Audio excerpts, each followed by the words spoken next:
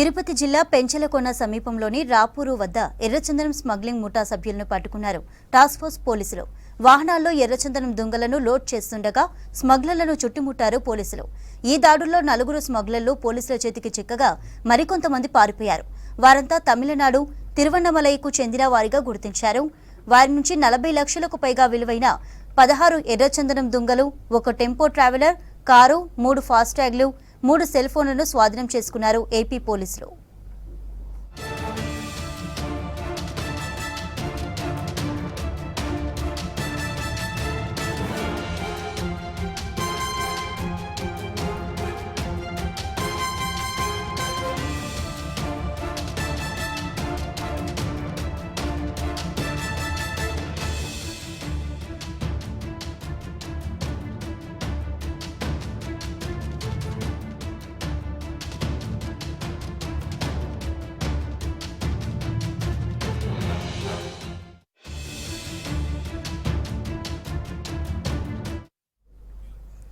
తిరుపతి జిల్లా పెంచలకోన సమీపంలోని రాపూరు వద్ద ఎర్రచందనం స్మగ్లింగ్ ముఠా సభ్యులను పట్టుకున్నారు టాస్క్ ఫోర్స్ పోలీసులు.